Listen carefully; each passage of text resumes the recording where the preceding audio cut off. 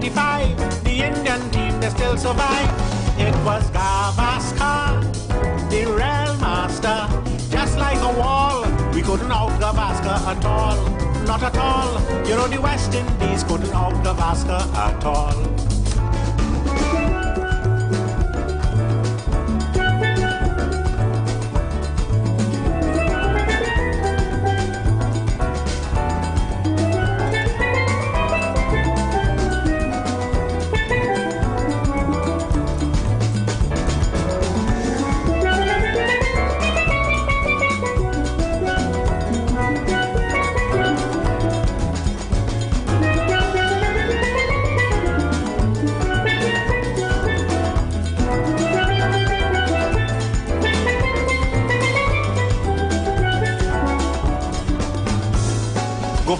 Janjurani, Solka Abidali, Dilip Sadesai and Vishwanath. They make West Indies bowlers look like second-raters when those fellows came out here to bat. West Indies tried holder and keep voice. They had no other choice. They even tried with Newton Dow, but a shot at the sorry they bring him now. It was Gavaskar, the real master. Just like a wall, we couldn't out Gavaskar at all. Not at all. You know the West Indies couldn't out Gavaskar at all.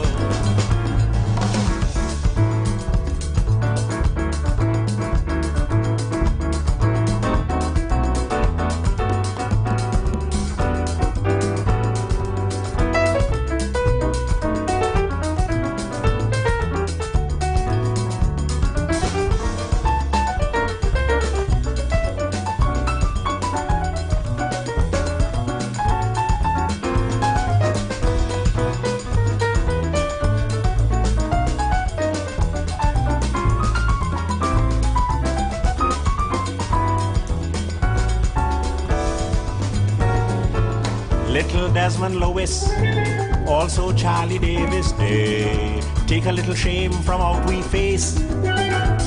But Sobers as a captain, he won plenty coaching before we cricket end up in a disgrace. Beatty here that he became a father, he catch out whole five in the cover. But when Sobers here, he too had a son, he made duck and went back in the pavilion. It was Gavaskar, the real master. Just like a wall, we couldn't out Gavaskar at all. Not at all. You know the West Indies couldn't out Gavaskar at all. You know the West Indies couldn't out Gavaskar at all. You know the West Indies couldn't out Gavaskar at all.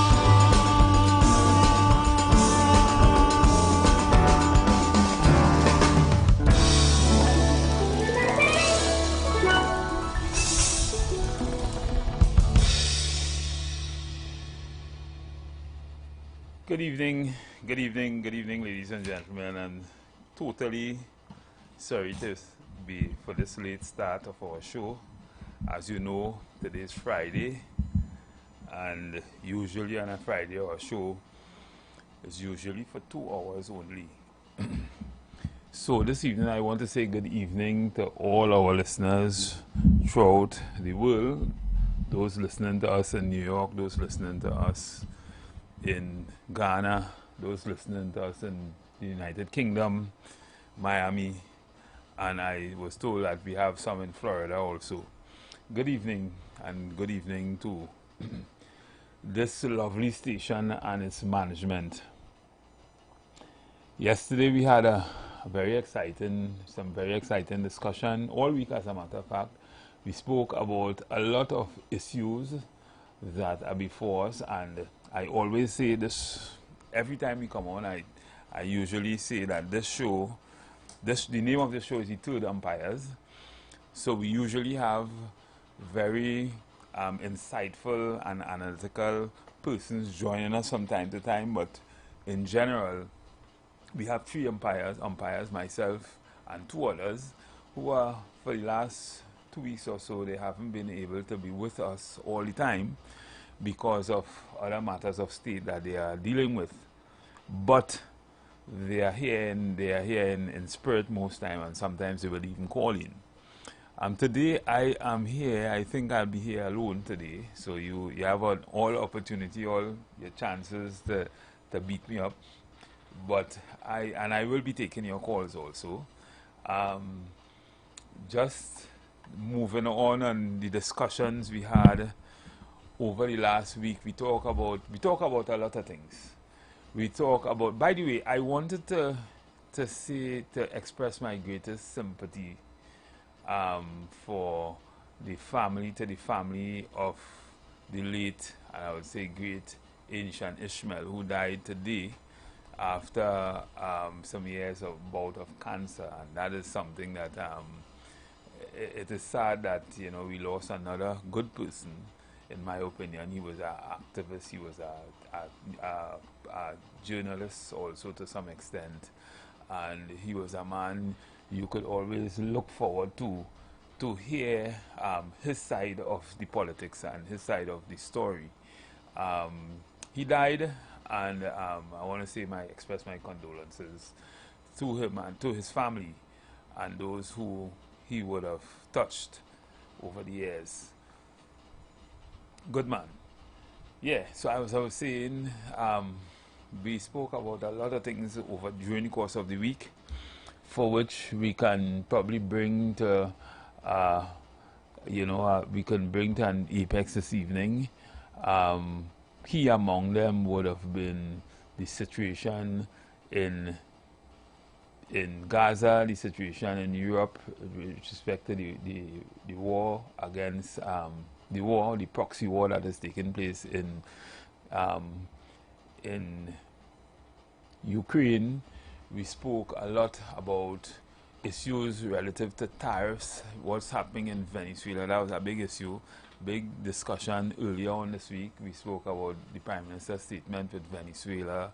We spoke about a lot of things. Yesterday we spoke about the Prime Minister's comment on contract labor and the ending of it in the public service. And I saw some comments, a statement made by the head of the PSA, Ms. Felicia Thomas, on it, and that is something I would want to go into a little today, because of course, as you know, we are also human resource management professionals and employment law professionals.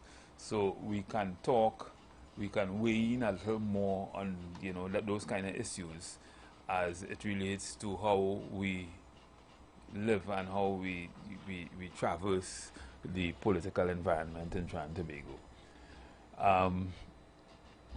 We spoke about all those issues, and it is important that we understand how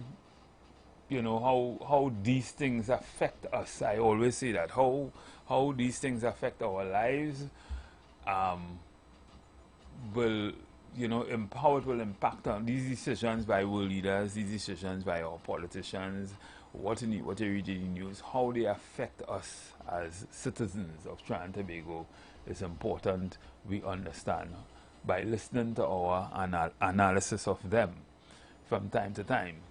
I remembered at the beginning of the Senate, sometime around the June 1st, very early in June. I wasn't here, but I was reading about it. Right, in the Senate debate, the Minister of Labor did speak about a proposal to introduce, pay looking at a living wage, and he spoke to a large extent about, how government policy affects, the human impact on government policy. And that is something I remember myself and Philip Alexander had been on a couple of shows some years, maybe just about 2 years ago. And we used to talk a lot about, the human impact on government policies, or how government policies impact us, and the negative impact that it sometimes have on the citizens. And so when I heard the minister then spoke about that, I understood that it was all in alignment with what the Prime Minister herself would have spoken about throughout the campaign, that she would have that would have ended up bringing her into office. Now, I just want to also remind those, especially those who are listening to us for the first time, that this show, the name of the show is The Third Umpires, and we usually look at the politics through the lens of cricket and a cricket game. So we would usually have the batting side labeled as the government and the feeling side as the opposition. Well, when I say the government, the party in government is the batting side and the feeling side is the opposition.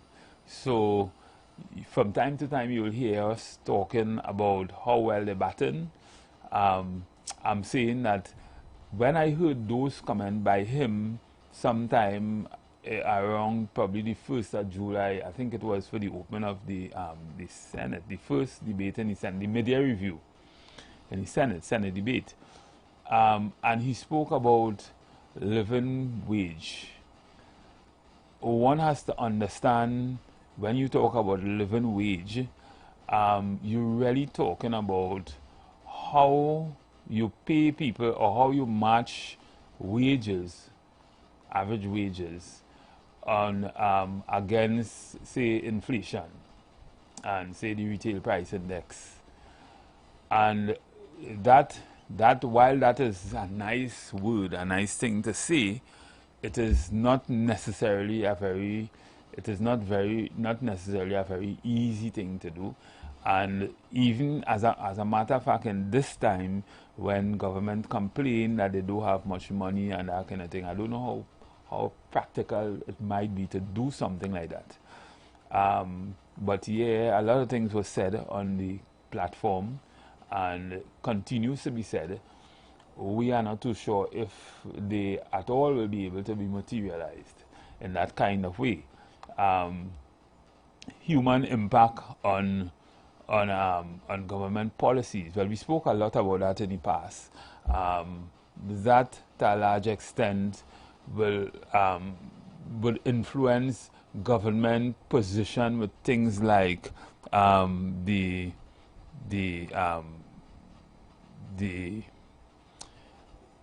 the removal of the traffic, some of the traffic offences regulations, and the cost of it, and the demerit points, and because all those are government policies that sometimes affect us, and several other policies that has in a large way under the last administration been either ineffective or very strenuous on the people of Trinidad and Tobago. So all those are things, when added up, could see some changes, or could see some reduction in the way in the stress people experience in living. But just to streamline things a little bit, in talking, just to continue on the discussion we had yesterday about the Prime Minister's statement, and then to dovetail that more so into what the head of the PSA would have said in today's newspapers in relation to the removal of contract labor from the public service. I don't know to what major benefit that would bring, because remember, people perform to a large extent based on how they are paid. And one of the reasons, as my fellow umpire yesterday, Seymour, would have indicated, that what happens, one of the reasons why we had contract labor in the first place was to some way circumvent the establishment what was on the establishment and the pay grades on the establishment to get some professional people to give their service in the public service. And to do so, you would have had to pay them a certain kind of income to get them to be there. And also, you would also have also you would have also had a situation where there was a great wide disparity in what you pay for qualification in the public service as opposed to what you was able to contract somebody that is outside of. So in some ways they would have changed up, although it fell within the same job family, but it would have changed up the name of the position to allow to get more qualified persons to hold the position. And of course you would pay them differently, but then you would have them on a contract for a period of time because it was not necessarily a position on the establishment, but it was approved by cabinet. That being said, changing that to a large extent, because I want to juxtapose that with what the head of the PSA would have said. In her statement, she also said that she saw it as slave labor and that kind of thing. Without understanding the ethos of why it was done and why it went on in that way for so long. The public service by and large haven't really changed in any way. And while we understand there's a lot of positions to be filled in the public service, those positions does not necessarily compensate you the same way as what you would have had in contract positions. So I don't know how that may be a lot of disruption. Some people may go home as a result of it, but one would also have the head of the PSA would also have to understand how contract works, or what is the meaning of, you see, to a large extent, doing that, it will benefit the trade unions because, of course, they will get more union dues, more persons will fall under the RMU and that kind of thing. So, yeah, that is good. But in terms of, remember also, for those who understand the system and understand contract labor, employment contract, if you had those people who had like 2-year contracts, they would have had a period at the end of those contracts. They would have had a gratuity at the end of it, and then in most cases, some of them would have been about 8-10 times renewed, which would, and once the job continued to exist, then should have given them a reasonable expectation. So essentially, they were also permanent workers in a sense, one, and two, they would have been getting almost upfront their pension. So obviously you could have probably utilized that through a separate pension plan or whatever. You could have done a number of things, but really and truly, so contract work in that sense wasn't all that bad because of course it was done for a reason.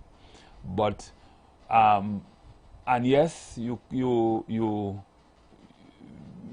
according to what the Prime Minister said, putting people in permanent position. I don't know, we call these things permanent. They were permanent also, but putting people in permanent position in the ministry would also give them a certain sense of security. They could go to the bank, they could get loans. A lot of things could happen. This is not to say that those persons who were in the public service or who was working before and who was on contract, continuous contract, that they weren't able to get loans and that kind of thing. This is not to say that, because to a large extent they were able to get loans and access loans and things in the same way. But again, this is when you hear people talk about this whole contract labor situation, especially the trade union, know that they will also have it will also have advantages for them, and so they will to see it as slave labor sometimes. Okay, so I want to see how in the public sector, in the private sector, how that is treated, because in the private sector, and while the Prime Minister wasn't in any way intimating that they're going to pass any law to change it in the private sector, because a man with a business, he has the prerogative to hire someone however he wants to hire them, and therefore if he chooses to engage you through a contract, he could also do so.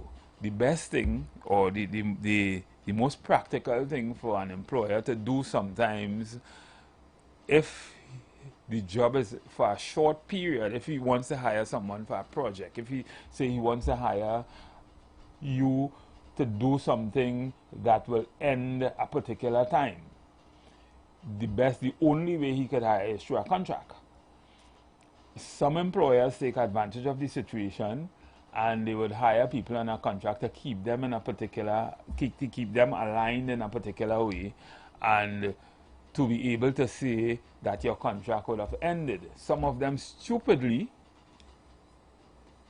renews the contract over a period of time, and then when they have a certain problem with you, without using all the principles of what we call human resource management principles to manage those workers, then you would say, well, this person's contract is coming to an end, and we will therefore take the position that we don't like this person again, and we'll send them home. Most of those contracts and most of those situations ends in dispute, and they end in the court. And in most cases, they don't win them. And that is because if you hire someone for a job that is on your establishment, and that job would continue to exist over a period of time, short of you not doing probably a restructure of your company and changing certain things, that job continues to exist. And once that job continues to exist, then that worker, although that contract would have come to an end and you might want to put someone else in that place, that worker has a reasonable expectation to continue the employment, and therefore that worker could raise a dispute given that as the reason, and of course it would be seen as harsh and oppressive and contrary to good industrial relations practice in another place, and you will not, in most cases, an employer, you will not win that kind of a dispute like that. So these are, I want to take a call here. Let me take this call here with this person. How is this person engaging us? Yes. Oh, a fellow umpire. Mr. Rolex, how are you going? Matteson. Yeah. Good afternoon, Tenant Tobago. Good afternoon, my fellows umpires. Yeah. Well, on this matter, you know I do have different views on this one. I am pro the end of contract labor in the public service. I too. I have no problem with it either. Yeah. I can speak to the ills and the nuts and bolts and the conundrums that contract labor creates in the public service because of how the public service is structured. Contract labor in the public service has serious implications for discipline. It has serious implications for promotion. It has serious implications for a lot of the problems the public service experience, actually.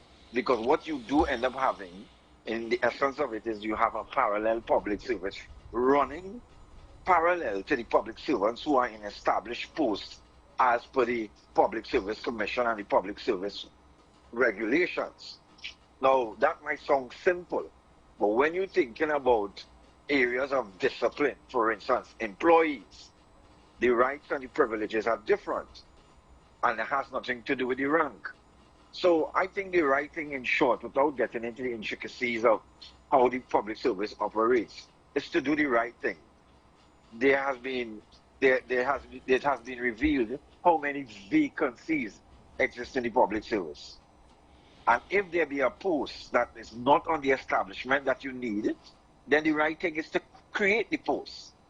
The contract labor has been used to stockpile political appointees and to control labor in a very perverse way. Because but what does that do for productivity? Which is our next issue. You go in the public service, this person contract done. This person contract up. Nobody renew the contract. This person then sign the contract. And they play pivotal roles. You waiting on a signature and a document for so long. And you hear this person contract done, and you have people performing long-term jobs and very short-term. Now that is a handicap to the public service because of how the public service operates and the interlocking of jobs like HRO1, HRO2, and how it is structured, how it is steered. When you have missing pieces to that puzzle, or when you have people in that puzzle on contract labor, it creates a whole bug there.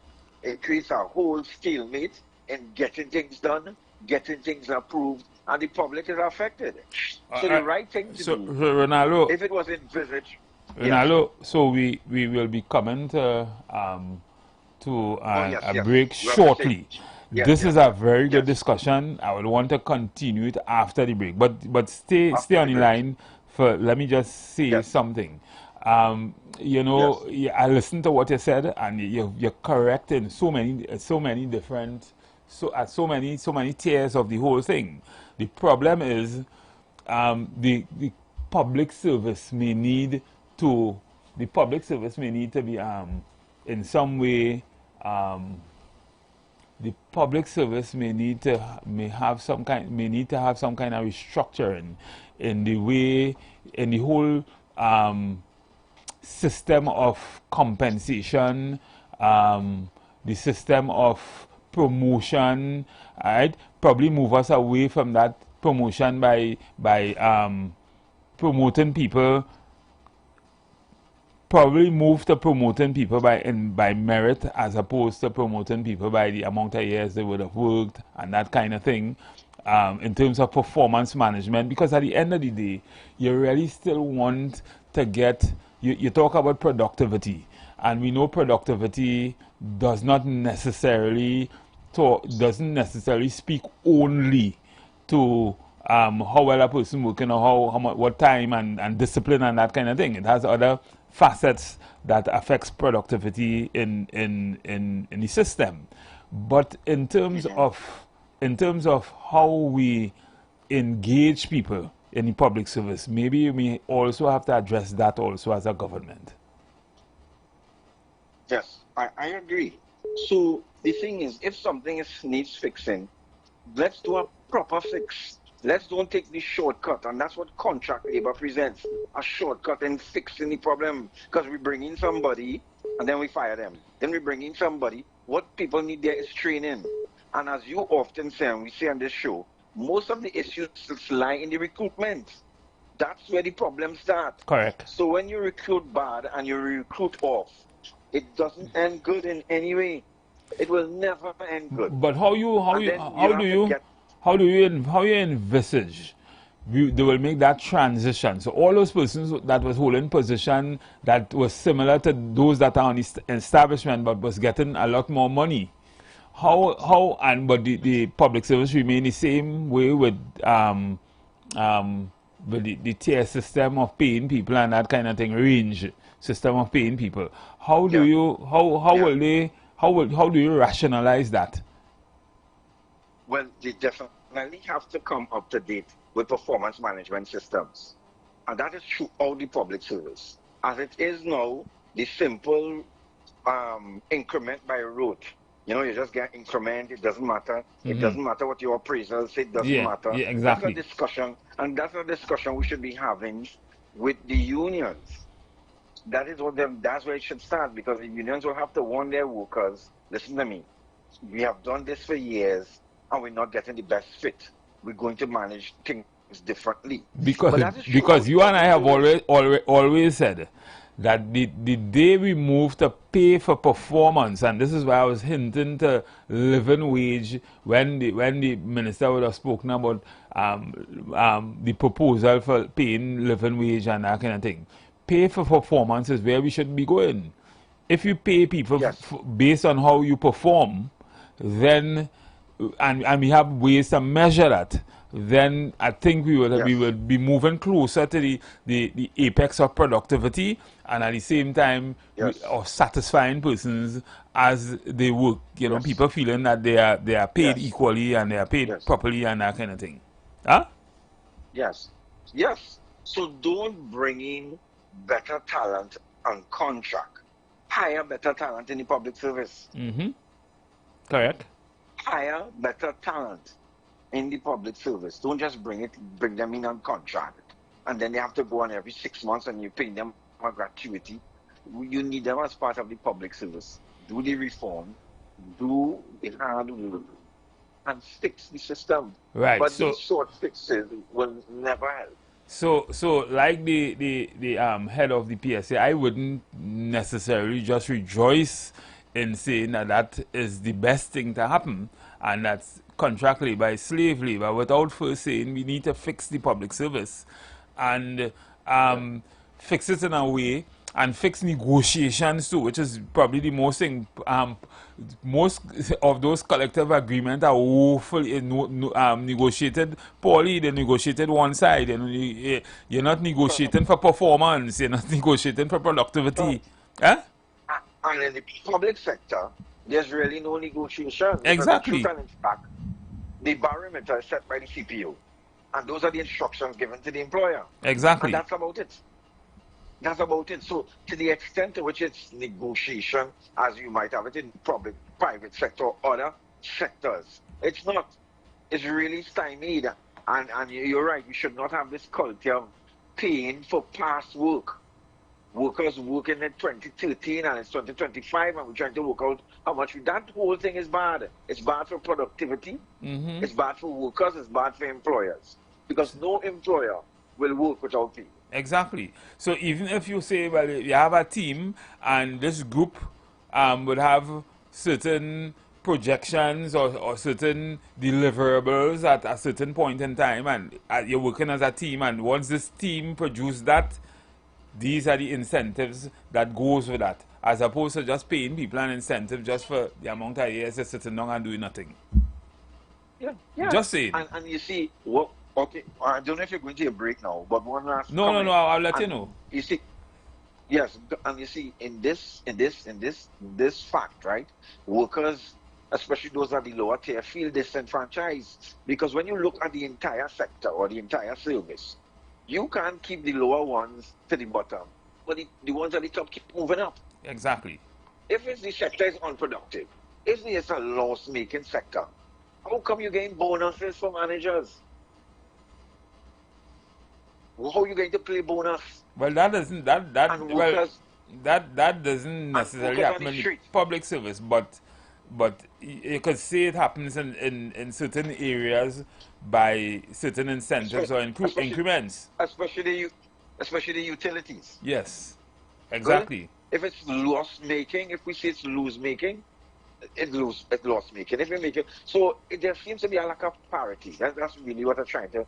When we get even into these negotiation issues and these pay for performance issues, because it should be throughout the public service. We want everybody to perform, especially those at the lower end. That's who you want to perform. That's who you want to encourage. You want to encourage your rank and file employees to give more and do more. But if you keep them one way and you keep going ahead, that's very discouraging. That's very, very discouraging. Very much so. So we need to shift this whole pay for performance, our compensation strategies, our performance appraisal strategies. Maybe we might need some 360. Good? Because you can't tell me a whole department doing bad. The public had to say something about what kind of service you're dispensing. Your peers had to say so, your supervisors, your management. And you're an HR expert scheme. You know if a department is performing bad. It is not just the department, the manager has to take blame. Exactly. So this is why I mentioned teams. Right? So if you all the workers in the department, exactly, 3 in the appraisal, but the manager getting 10 out of 10. 10 out of 10. And he is overseeing a very poor performing department. Exactly. Where is the parity in that? Yeah.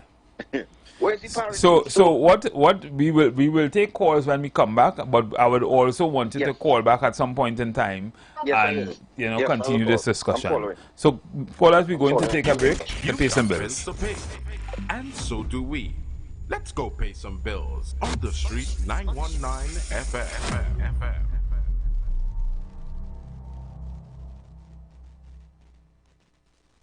Join the winning team with Pasta Alkaline John every Wednesday from 1 p.m. to 2 p.m. and every Thursday night from 8 p.m. to 9 p.m. live on the street 919 FM as he talks about LaVive, the power of 5 fruits, one of the most powerful antioxidant supplements on the market today. The 5 superfruits in LaVive are mangosteen, acai, pomegranate, goji, and nuni. These fruits have a positive and profound impact on human health performance and disease. Join him as he gives live testimonials of the LaVive healing powers. To get more information, you can contact Pastor Alkaline John at 516-286-7079, or you can visit his webpage at www.alkalinejohn.com. Remember, every Wednesday from 1 p.m. to 2 p.m. and every Thursday night from 8 p.m. to 9 p.m. live on the street 919 FM. Craving the golden perfection of homemade fry bakes without the fuss? Lion Brand Fry Bake Mix, in its convenient, easy-to-use pouch, makes it incredibly simple. Just add water and yeast, mix, and fry for crispy fried bakes that are ready in minutes. Perfect for a quick snack, our Fry Bake Mix helps you bring family and friends together around the table for a delicious meal. Share the flavor and create delicious memories with Lion Brand Fry Bake Mix. Lion Brand, the power behind our great taste traditions. Don't miss the biggest price meltdown at Furniture Plus this summer. Shop dining room sets from $15.99, bedroom combos from $20.69, plus free delivery with select living room furniture. Shop the best deals at Furniture Plus today. This Java, get ready to chase the crunch with KFC. Dip it, dunk it, and drip it with our juiciest chicken tenders ever for as low as $29.95. It's Java, it's summertime. KFC makes it all come alive. Big limestone into big appetite. Hit the beach with KFC. Yeah. Choose our hot and spicy or extra crispy non-spicy tenders and dip, dunk, and drip into our flavorful sauces, Java style. To the spice of the summer, let's go. So, chase the crunch and make Java finger-licking good with KFC. Calling all choir. This is TNT's first gospel choir event of its kind. It's finally here. This is Divine Harmony.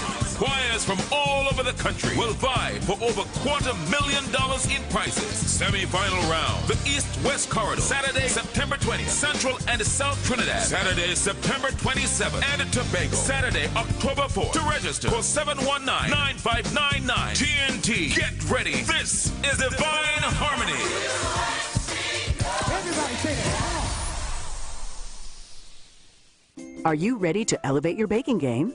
Try Lion Brand Self-Rising Flour, now in our convenient and eco-friendly pouch packaging.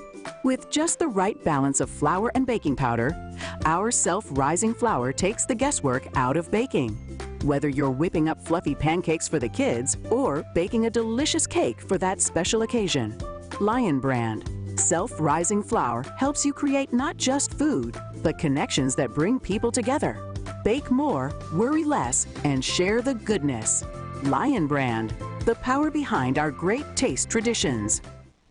The #1 bookstore in Trinidad is having the biggest back-to-school sale for the holidays. Shop at Sharon's Bookstore for the biggest back-to-school sale. All your kindergarten, preschool, primary, secondary school, and tertiary education supplies at ridiculously low prices. Sharon's also carries a wide range of sneakers, socks, t-shirts, vests for girls and boys, and much more items for school. So don't miss Sharon's back-to-school sale. Now on Eastern Main Road, San Juan, Tunapuna. 2 locations at Trin City Mall, ground level and first level. We're also open on Sundays from 8 a.m. Check us on Facebook for up-to-date info and promotions. Also, message us for a quick response.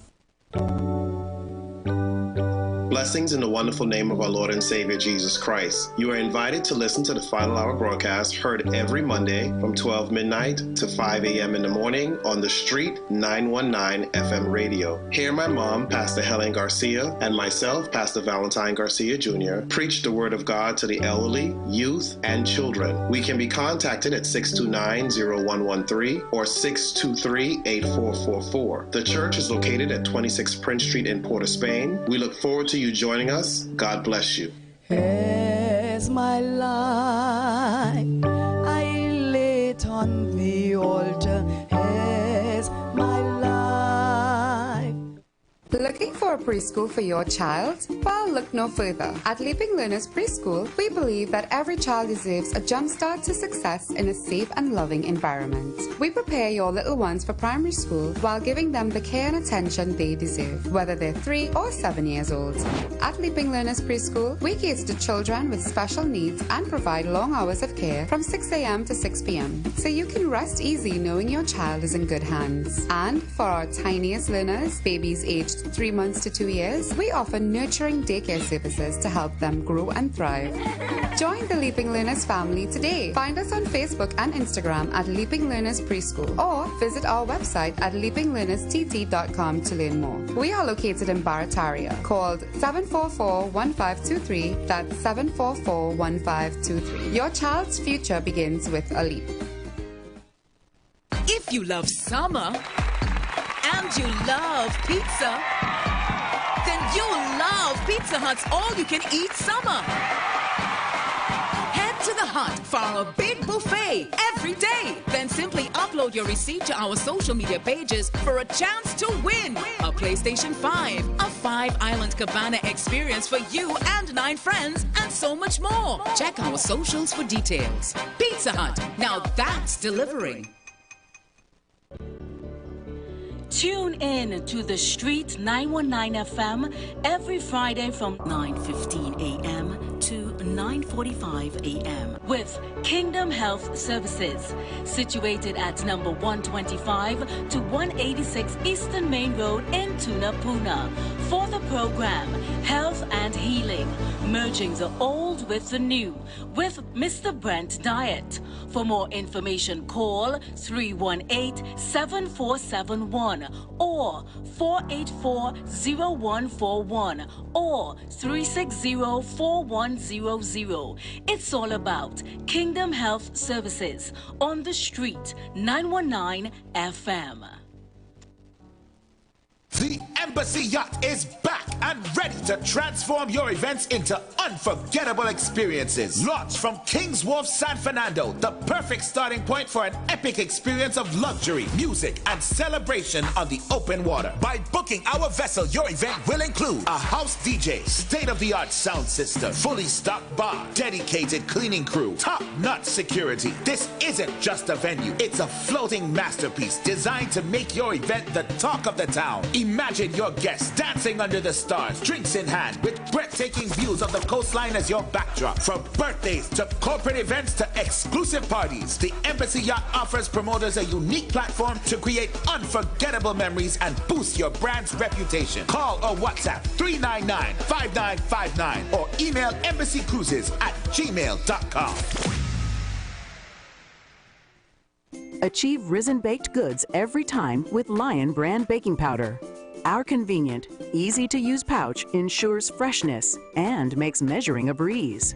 From cakes to cookies, Lion brand baking powder is your secret ingredient for the best results. Imagine the smiles as you share your delicious homemade creations with family, friends, and neighbors. Baking is about more than just food. It's about creating memories. Choose Lion brand baking powder and bake up some sweet moments. Lion brand, the power behind our great taste traditions. Share the live. Share the live. The Street 919 FM on Facebook and Instagram. Share the live. Iowa George on Instagram. Share the live. Iowa TV and Street TV on YouTube. Share the live. The Street 919 FM. Yes, ladies and gentlemen, we are back. And of course, before the break, we were talking about the issue of contract labor in the public service and the statement made both by the Prime Minister and the head of the PSA. Both of them, the Prime Minister would have indicated as part of her agenda, or strategic agenda, that she will end contract labor in the public sector, and also the head of the PSA would have labeled it as slave labor, and so she welcomes the news by the Prime Minister. What do you have to say about, given what we would have been talking about earlier on? We welcome your call. You call in and chime in. Let's take this call. Good afternoon, caller. Hey, good afternoon to the umpire. Yeah, good afternoon. Hey, is it Mr. Matterson? Yeah, how are you? I good, sir, good. Well, I guess you could call me Trevlon. That's my name. I would continue to listen to the program. Great platform. In terms of the topic today, I listened to everything you said in the first hour, but really it just boils down to what is our agenda as a people. First up, we wanna be about productivity, we wanna be about sustainability, we wanna be about honesty and integrity, or do we want to create a facade that we are about this, we are about that, but really and truly behind the scenes, when you have the conversations on TV, on platforms, but when we go to our offices and we close that door, what are we really doing? So that might be a broad statement from my end, but to touch a little closer into the topic, the Prime Minister says she's discontinuing or plans to discontinue contract labor in the public sector. I mean, do you think that will assist in, say, well, for sure people will feel safer if you're working, but those persons who are currently working as on a contract labor for some time job now, security. So apart from the job security, what do I think? How will you integrate those persons and their current remuneration into the public sector? Okay. Well, they could possibly keep contract labor, because some persons, based on their life goals, their plans, a 2-year contract might work good for them. But I will be brief out close here. Once there is accountability in the public sector, because to a large extent, sometimes what you are paid as a contract laborer in the public sector is way more than what you would get if you are part of the establishment and you are paid based on your ranges and that kind of thing. So this is the concern of those who analyze anything properly.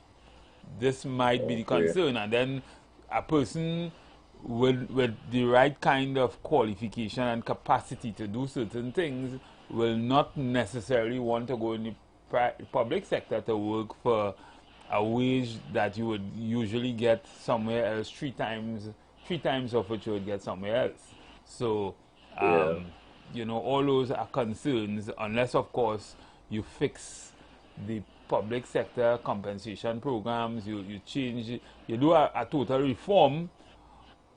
Short of that, you may have problems trying to do what you want to do there. I know you have a lot of positions in the public sector to be filled, but those are that's the conundrum that the government may have to, which may more or less speed up the need for a reform. Yeah, I understand. I follow what you're saying. A job should have the same rating, whether it's permanent or contract, possibly. As a contract, you may or may not be entitled to the full benefits, but that's something to look at. But a job should be a job, same salary. As I close, accountability for sure, and what we really doing. Where's the focus? If it's about providing quality goods and services as a country, I totally on board with that. But I just hope this government investigates all sectors in public and private, and clearly establish the utilization of protocols and sticking to protocols. And if you in high offices not operating according to industrial standards, the laws, then you need to be held accountable, definitely. Keep up the good work, sir. I will continue to listen. Okay, thank you. So, yeah, man. Yeah, so the caller was talking about something a little different from what we had been trying to analyze in terms of the move from private sector to public sector contract. Good evening, caller. Good evening, caller. Hey, good evening, Empires. Good evening, Mr. Matheson. How are you going today, man? Yeah, good. There's a lone soul, yeah, as usual. So, Mr. Matheson, so this is what I had to say. I wanted to call yesterday, but I didn't get you. So let's say you make the job permanent now, no more contract. And you know that jobs scarce in Trinidad. So all these people who come out from university and stuff, they're looking for work. And they're willing to go below the degree and whatever and take their job just to work. So let's say you're going to hire, and let's say you're going to hire for a person who's doing filing. So I have a certificate for doing filing, so I qualify, that's the basic qualification for the job. But then for the time for the interviews now, you get 10 UE graduates who pass the stage of file management and further. Would that affect me to get the job? Because you have people who are more qualified and willing to do the job because it's a permanent job now, so they see the benefits and stuff to get loans and all that. And would I, who have a certificate for just being a file manager, to downgrade now and I have to go for a different job now? So let's say now the UE graduates take those jobs. Now I had to go into retail. I know when I go into retail now, people who have just regular 2 or 3 subjects and they are qualified for that job, I would take that job from them too. So it's another downgrade. Who have the few subjects that they go for? Well, the job market, like where you are in Miami, is always supposed to be a competitive thing, right?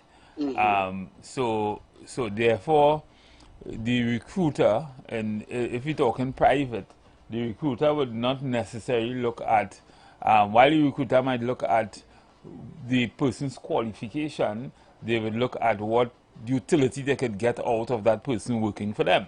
So the question of whether or not we hire you because you may have better qualification will have other implications also, because let's say you want to hire a person as a clerk in your office. You wouldn't necessarily want to hire a person as a clerk in your office to do normal things that a person with 5 O-levels could do. You hire somebody with a master's. That as a recruiter, that doesn't make any sense, because what you will have there is you will have a volatile situation where this person will be just there for probably a few months or a few weeks or maybe a few days when they get something else. And you will have to go and spend money again to recruit that person and that kind of. So it's a competitive thing. But what I'm saying is that is not really the problem that we face in Trinidad and Tobago with what the Prime Minister would have indicated. The problem is contract labor in the public sector was created for a reason, right? And it was created to probably get more skilled person to do similar jobs or to get the job done, because because of lack of reform of the public service and the compensation system and that kind of thing. And therefore those persons would have been the whole ethos of it, what the purpose of doing that was, maybe it didn't work in the way it should have worked. So now you have a lot of positions in the public sector not being filled for whatever reason, the past government haven't filled those positions, and therefore they relied heavily on contract labor, which is a more costly thing because it doesn't conform to the normal status quo that that is already there on the establishment. Putting people back, putting a person who was, say, an analyst back down to an officer doing the same thing in the public service may mean a big pay cut, sometimes almost by half, right? And that is the concern. That is my concern. All right. How they do it, how they rationalize the two, and how they do it, because it would mean that people will be paid much less. Albeit the PSA will get dues and that kind of thing, which is a good thing for them, but it may not necessarily be a good thing for everybody, because in any case, the person who had a 3-year contract and had it repeatedly as a 3-year contract for the last 15-20 years, they are considered permanent and they get the same pension, because at the end of every 3 years they would have gotten a gratuity. And if you save that or you put that in a certain place, it might add up to more than what a person who was working in the public service for years, for that same 20 years, get at the end of the gratuity. I'm just saying. So I like to look at things, break things down, and that is the concerns and the problems. Yeah, but I understand that well explained. So, that was just a scenario, because, I see a lot of stories online that people with degrees working in groceries and working in retail places, and because the job is very hard to get in Trinidad because no opening. So, this initiative by the Honorable Prime Minister to open back with all these vacancies will be a good thing. And you need to have stability in people, especially young people's lives.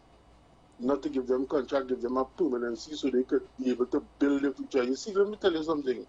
If a person seeing hope in a future, they will never turn in a life of crime, because they're seeing hope beyond the horizon.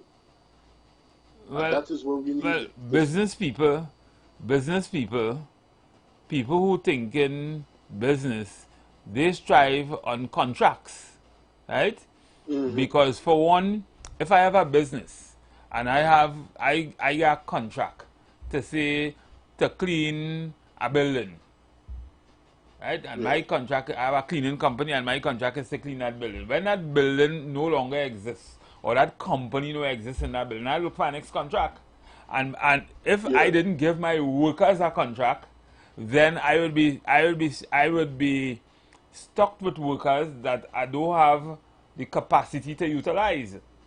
And therefore, I would have to now be built with in a position where I have to pay retrenchment and severance benefit, and then when I get next contract, hire back new workers and all that kind of thing. So contract work anywhere in the US too is the same thing. Contract work is necessary. We have a situation where we have a public service, a public sector with a structured pay grade and system of work and what we call the establishment, how the work is set up and how people are paid and who's there and that kind of thing. But outside of that, to get around that, to get more productivity, I think, and to get more qualified people working in the positions without changing the system, we therefore went to the way of contract labor, which is what would have happened in the private sector. What they are saying now is that the Prime Minister, with good intentions, want to revert back to, removing that contract element, which is a good thing, because to a large extent it will give people more stability, more independence, more opportunity to get loans in the bank and that kind of thing, where they wasn't getting it before. But it also has a conundrum, which would mean that persons who are currently working for significant wages may now have to settle for less wages if they didn't make those changes on the establishment, and that is the position. All All right. You see why you get the big money for? So I look on listening. Great explanation. All right, Mr. Matheson. All right, my Enjoy good your friend from weekend and be safe. Yeah. Be safe this weekend. All right. Yeah. Let's take this call. Good evening, caller.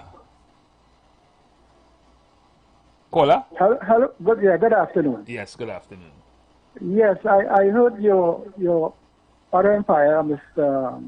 Rolox. Rolox, yes. And I agree with some of the, but most of the points that he raised, I think that they were quite relevant with respect to this parallel workforce, which makes way for confusion and that kind of thing. Yes. What you want to establish is a professional public service. I think that is what is necessary. Yes. And I heard you spoke about what was intended when probably in the 90s when this whole question of privatization in terms of contract labor within the public service. It is way different from what exists today. It's completely different. I agree with you, and that's what I'm saying. It didn't work out the way it should have worked out. Yeah, and I agree with you. And I'm saying that you have a situation where patronage and nepotism and favoritism creep into the whole thing. And if you go to some of those ministries, some of the people employed in those with contracts, they come from constituencies, parliamentary, this and that, and who minister and all. I have information on that. Yeah, correct. So I'm saying that it has moved away from its original moorings, and it is now a disaster. Yes. And I agree with him that those people ought to. Who you talk about contract? Again, I'm talking about those people who are going to, be maybe adopted into the regular public service. I have no problem with that. But do you think we will have to make some serious? We will have to augment the whole establishment to be able to, even if we say, unless we send home everybody who on contract and then ask them to reapply for the jobs and reapply for similar jobs in the public service for which you will be paid much less. How is that going to happen? Well, the thing about it here is that people have to, you have to advertise, and people have to know what is in it for them. And they may have options. I may choose to go, I may choose not to apply for the position or seek the position. I may speak to go in the private sector. You have options. But the fact remains is that when you say that the public service there must be reform in the public service. The public service cannot continue to function the way it is. And therefore, the creation of position, the question of the structure and all that kind of thing, but I am saying that it has happened before. In the 90s, under Wade Mark, the late 90s, there are a lot of public officers who weren't promoted, those people who were there within the public service and they were operating on contract, and they were absorbed into the regular public service. So I'm saying there's nothing new about that. And some of the people opted to go, some wanted to remain in the position that they were. But I'm saying that I don't see that as a major issue or major problem. You see the nuts and bolts of it. When you think of it, you have, say, as we were discussing yesterday, so you have somebody working as an analyst, which may not necessarily have been on the establishment. You would have that same person on the establishment as an officer, probably doing the same thing. If you look at the job family, it might be almost the same thing with similar job description. Now, that person who worked at the analyst might have been working for about $18,000, but there is nothing in the public service in probably that unit that speaks that position, even if you compare it to what the officer would have been making, that pays that. So,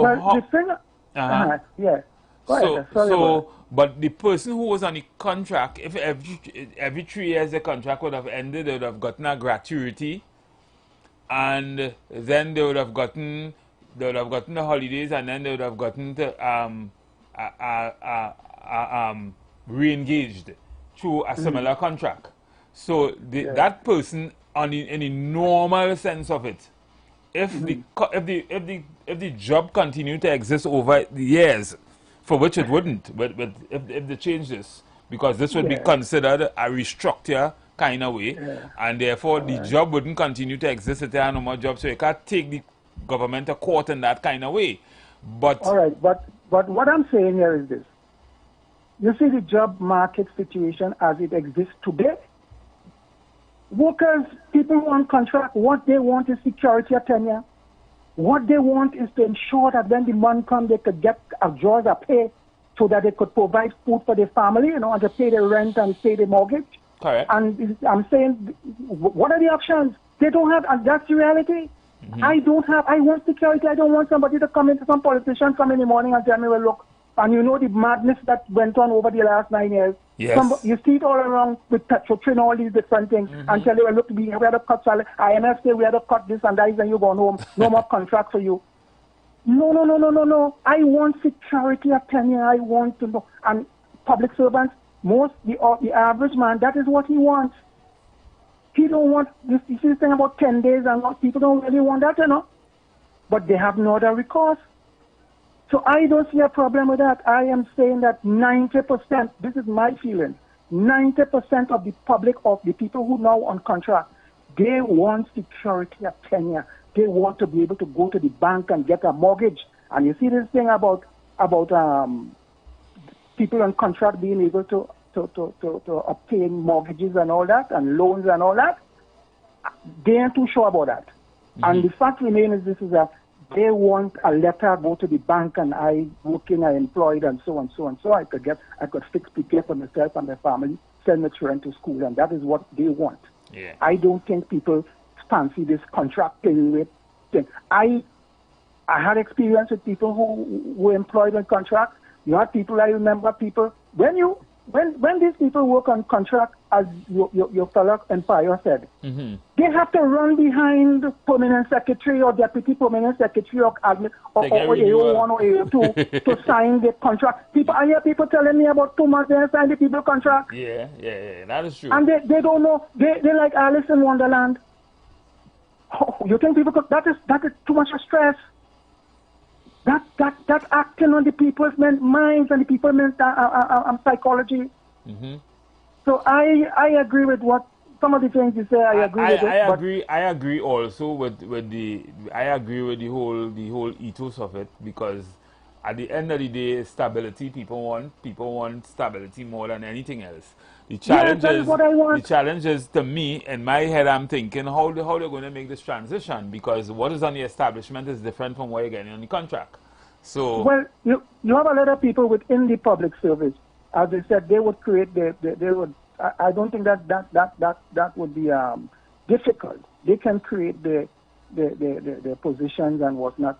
The ministries would do that and to meet their needs and all that kind of thing. But something I want to disabuse the minds of some people on the outside, because I'm hearing where they get any money from. The fact in any money that you pay, the people already employed, and they are being paid salaries or the salaries when the month comes. As a matter of fact, if in the true sense of it, working on the matter, you might have more money now. well, I agree with you. I agree with you. So there's no problem with respect to absorbing those people into the public service, because they're already receiving income, and the income that they're receiving may be more than what they may get now.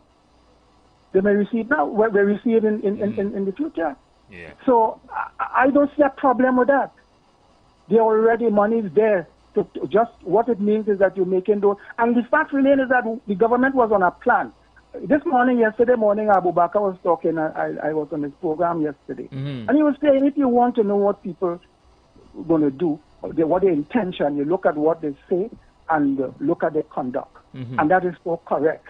And I am saying that this government has, the intent of that government was to damage the unions. You saw it in Petrotrin, you saw it in all these different, and you saw it, and you saw it in the public service. This is why I mentioned the human impact on government policy, and this is something the Minister of Labour would have raised in the Senate on the media review on sometime around the 1st of July. He spoke a lot about the human impact on government policy, and this is one of the this is one of the what you say in there is one of the things that, you know, this is why I like the policies of this government. You could see it, you could see the trajectory as to where they will be going by what they're saying. Right. And I am saying also that the last government, they were quite clear that their intention was to dismantle the service commissions.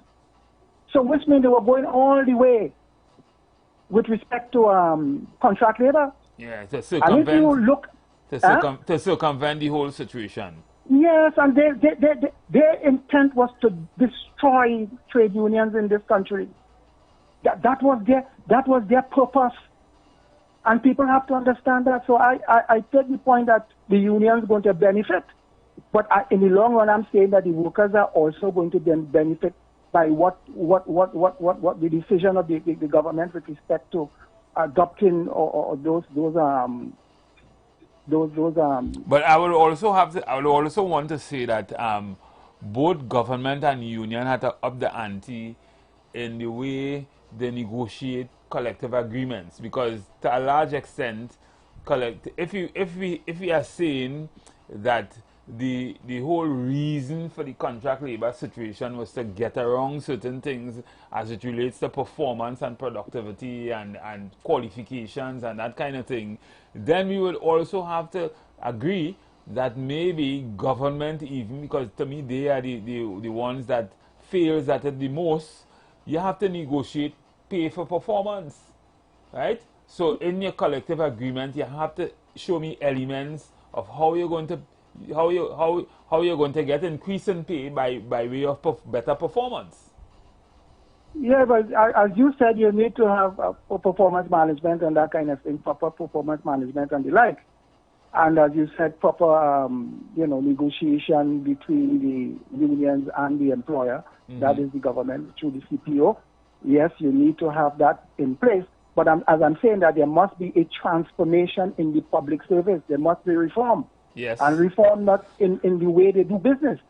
Not just in terms of recruitment, training, and promotion and all that, performance management and all that, how you manage your human resource and all that. But I'm saying that you need to look at transformation as a whole, because we are lagging behind. I spoke about it. I said that in fact, on your program, you dealt with the question of reform. And we haven't seen, we follow the same Westminster system, and you had in England the North Coast Travelling Report and all these different things, the weekly report, Fulton report, all these reports in the 1900s, and we have had no reform. All we had to stop. Trinidad just like talk, Trinidad government just like talk. We have had no reform. I telling you.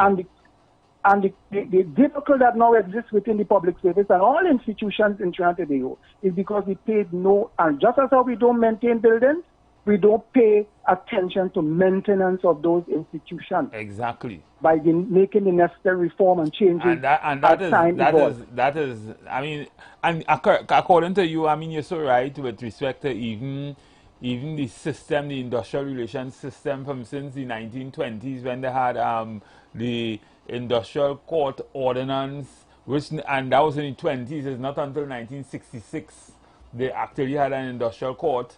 And even with that, from the whole, if you look at the whole antecedents of labor in Trinidad and Tobago from the 1920s, the 1930s, the Forester Commission, you go to the Daly Commission in the 50s, and all of those things would have spoke to certain things that you could now understand why we have a public service today that was envisaged and established in the 60s and 70s, and we're still running on that same kind of system. So much so that we now talking, we had contract labor to kind of circumvent some of the ills of it, and today that still haven't been fixed. So we're going back. It's not fixed. Huh? I say that hasn't been fixed. No, it hasn't.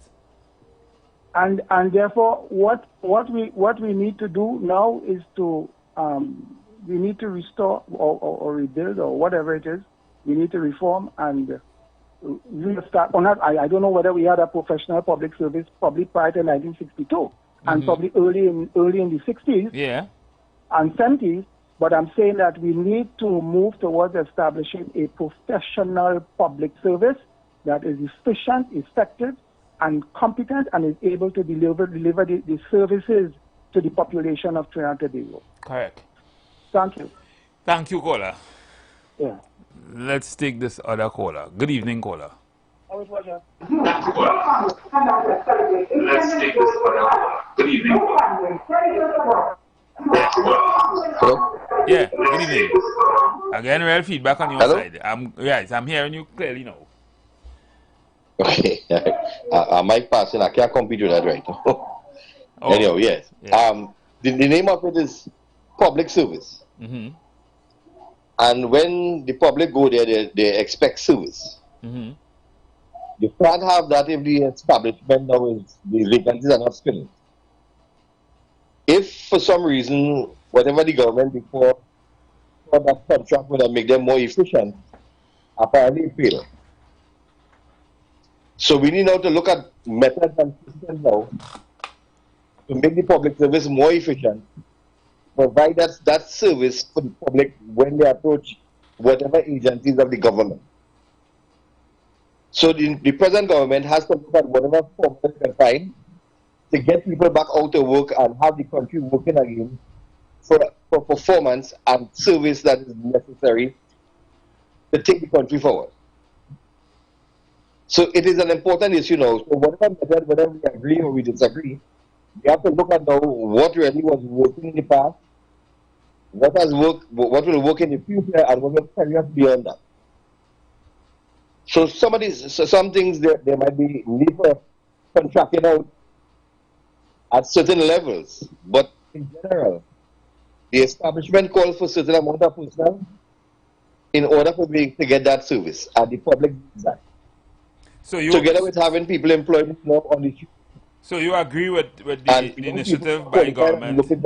You agree with the initiative by the Baton side to end contract labor and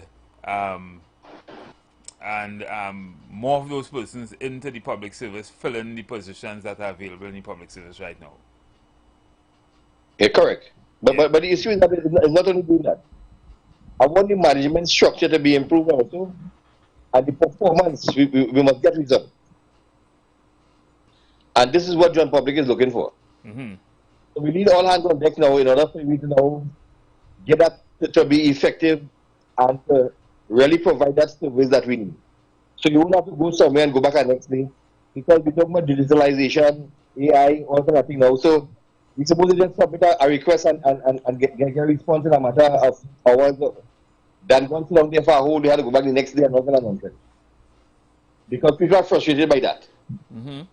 And since most people now are unemployed and there is room for them, then fill the vacancies and let me get but the management structure has to be improved.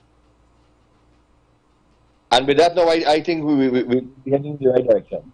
Yeah, so I agree. You have a good man. I agree also that that is a good way to go. But you there, caller? Yeah. I agree that it is a good way to go, but you would have to take care of the infrastructure to facilitate performance, to facilitate compensation, because a lot of the people who are on contract, of course, would have been earning more money than their compatriots in the public service who are probably who you are mirroring. If you understand what I'm saying. Correct. And therefore, maybe you would have to have some kind of reform to better compensation to get the right kind of persons, because I mean everybody who understand to a small extent human resource management will tell you that if you pay peanuts you would get monkeys. You follow? Yeah, if you pay peanuts you'll get monkeys, and those monkeys wouldn't stay around for long. You follow? At the same time, I mean, we have to look at the economy and what is happening. And then, we always talk about motivating workers and running.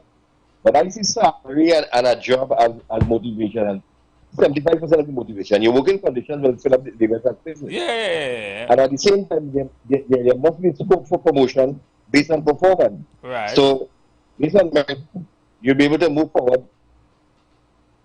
And we got to look at things from that perspective. And at the same time, the government has another role to lower the cost of living, so we will have to increase salaries. So we will work out based on the economy. So it's a whole cyclical thing, a dynamic thing. A lot of things are to fix. I mean, if you want to fix productivity, you can't just look at worker performance. You had to look at a whole lot of other things. We lose 4 hours on the road sometimes. Yeah. People coming from far. That is a failure in productivity. If you multiply the amount of hours, this is why you have to decentralize because man hours on the road. So if you decentralize and you have people working in the same department, but you have a department down south instead, the people go there now and this man hours is not lost, then you become more productive. And people are less stressed out. And then if you get the right salary you want, that's what the unions are there for. Or you have infrastructure. So if you can't get money, you can get condition. You have infrastructure to work from home so that you can get do the same thing you're doing in the office. You're traveling 30 miles to do. You could do that same thing home, work from home and get the same kind of productivity. And as a matter of fact, you might get more productivity because you might have the person working on time with less stress, coming off the job with less stress, more time to see about the family and proper incomes and that kind of thing. So maybe we have to restructure the system to be able to consider all those elements. And if we do that... Sure. Well, COVID taught us that to work virtually. But at the same time, supervision and also has an important part with part. You have to perform and present that result. Yeah, but it has because systems. if that force coming down, then we're already moving away. You know, it has AI systems and systems that deal with all them things, right? To know how much times how much key those companies that do things like data entry and thing, they can tell you that they have systems that could monitor you wherever you are, in terms of how many time you was in front of the computer, all that kind of thing. So those things are not... We need to get there quick. Huh? We need to get there fast. No. They are here. It's just that for some reason, I guess they're not being used in the public service. Yeah, but they do the same. It makes no sense to have something and you're not utilizing it to your benefit. So you should be able to go for a license. You had to go and line up in licensing office for a license. You should be able to go on your computer any night, just like you'd go on Amazon and buy something and get a license, organize, do all the things you'll do if you go down in a physical office. Correct. I think a lot of get a license in the mail. That doesn't really mean anything. Huh? Yeah, a lot of citizens will really be sure. I mean, I heard the minister talking about it. Yeah. But to actually see it happen in a big scale way. Nah, those things are real. Those things should be able to happen in real. If you just digitize the system, you have everybody, and I say that all the time on programs that have been on in the past and now. I say this all the time. There are companies in the world with more people in it than we have citizens in Trinidad and Tobago. And they have systems where they could monitor their workers 24. They could monitor their workers. I hope that the local authority are listening to the program and hearing what we're saying. Yeah.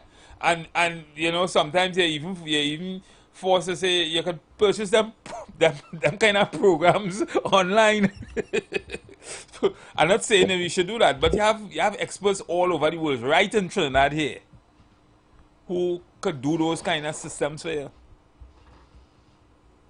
Yeah, but we need to get up and running now. While it exists, that's another industry by itself, as we speaking. It's another form of employment that can happen too. So that will have the nation working. And this is what we're looking for, productivity. Productivity. And well, don't talk about productivity, because I mean it has so many creative ways a government could fix infrastructure and do things to increase productivity that for some reason we're not utilizing it. And I have to say, probably because we choose the harder way, the more expensive way, so that we could probably cream off the top of all these $1 billion we spending on things. I mean, sometimes it's really not necessary. That easier. Yeah, but you see, many a times, this is something on the side that young people, when they get into things, have great expectations, and then they get disappointed, and they lose interest. So how do we motivate them at that transitionary period to keep at it until they succeed? And that too is the challenge. But again, you know, the human resource management system is made up of is about a toolbox with so many different elements. It's a science with so many different elements of building or making that perfect worker. Right? So you would start by how you recruit them, you would onboard them, then you would manage their performance, you would compensate them properly, you would engage them through, you have a lot of engagement tools. When you have situation, you have interventions that you can use to get the best worker or to bring them back up to speed. I mean, so many different things you can do before you reach to the point of saying that they're not productive or you're not getting the best from them. So that you're speaking of there is only about 50% in operation. And we need to get now to a higher level, so probably up to about 90%. And then we will begin to see a change. But until that, we're still playing politics. This one thing, that one thing, and we're playing the game of demotivation instead of motivation. That is true. And yeah, so I agree wholeheartedly with the move of the Prime Minister to fill the positions in the public service and probably end contract labor in the public service, but it has to come with some other things. And I think they will have to fix the whole infrastructure to be able to do that and get the productivity you need to get and get the satisfaction from workers that you need to get also. All right, but so, I agree on all. Yeah. So let me public service is supposed to deal with the national issues and deal with the public itself, and the private sector will deal with their issues. But you will have to now deal with the public service now as far as taxations and all the other systems is concerned and the laws. So how we integrate them now and how we do things now to move forward now is very challenging. Yes.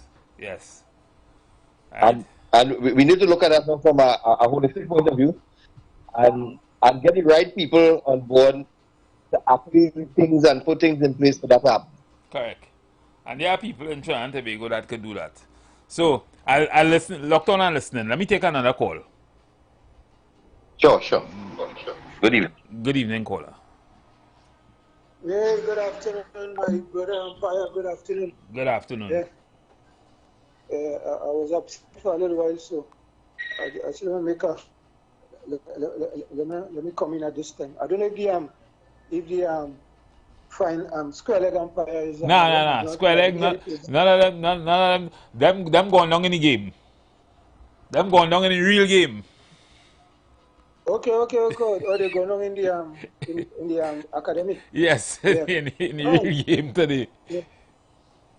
But you know, I tell people I do not support franchise cricket because I do not have a West Indian passion behind it as how I will support a true full-blooded West Indian. Yeah, you know, long time quick test match and thing used to be a different thing.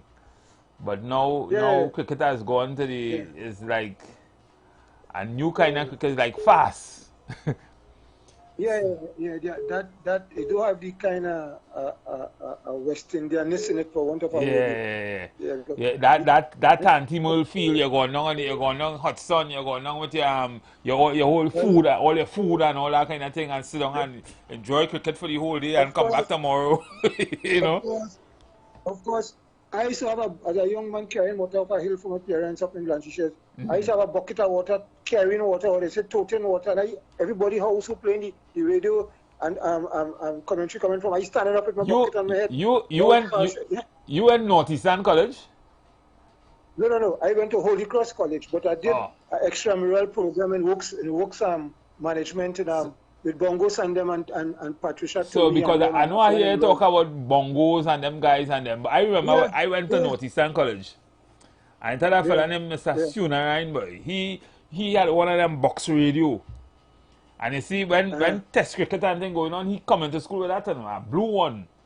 He come into school with that. Yeah. And we listen to cricket all them times, That same 1971 team with Sade Sai and this boy, the same your tune that comes in. Gavaskar. That cricket team.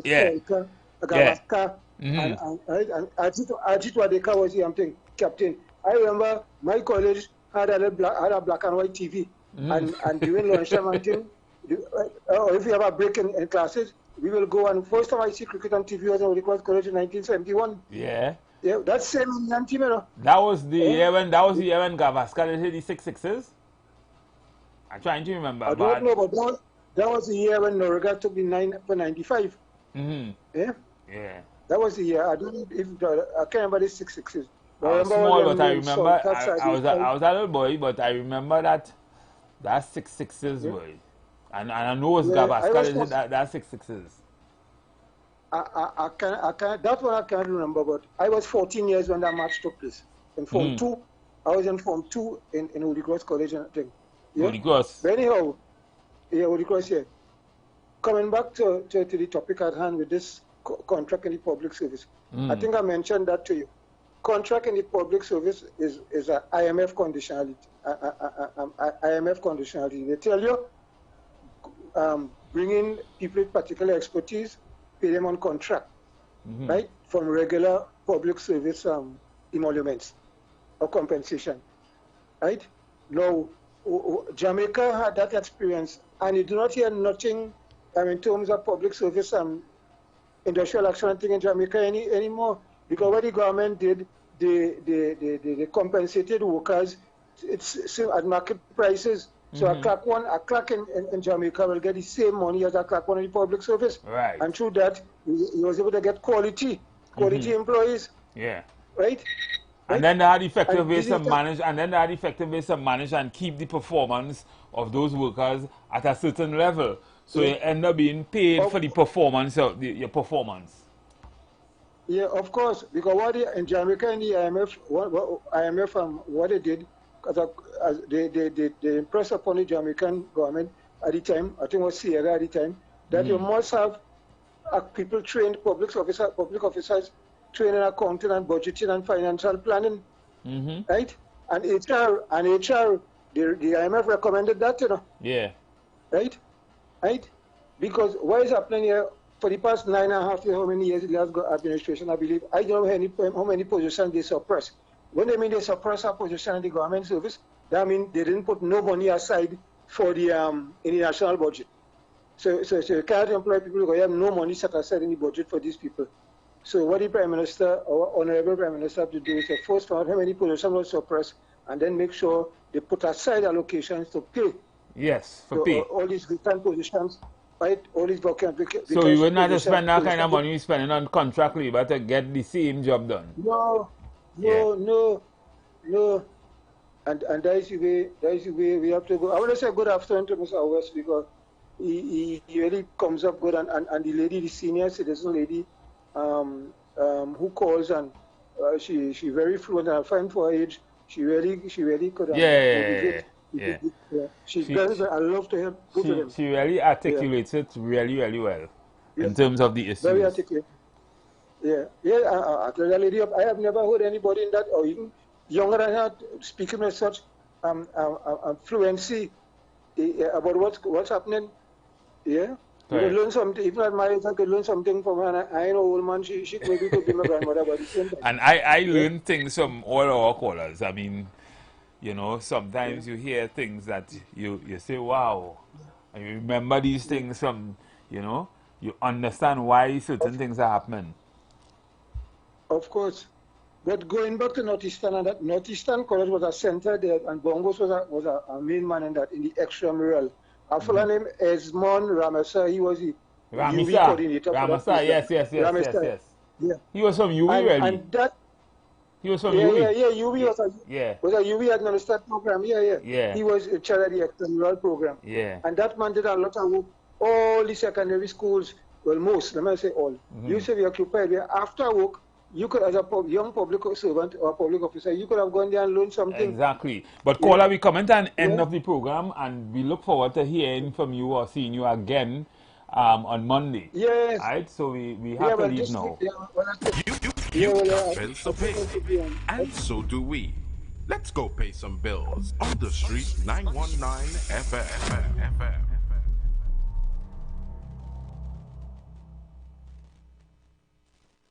Coach, yes, Coach, are you passionate about serving others and supporting people as they reach the highest version of themselves? My name is Jesse McBarrow, and I've been able to earn a living as a life coach serving people all around the world, and so can you. Are you ready to be internationally certified? Enroll today for this program and learn everything that you need to know about being a professional life coach. Listen, there are payment plans available as well too, so see you in class.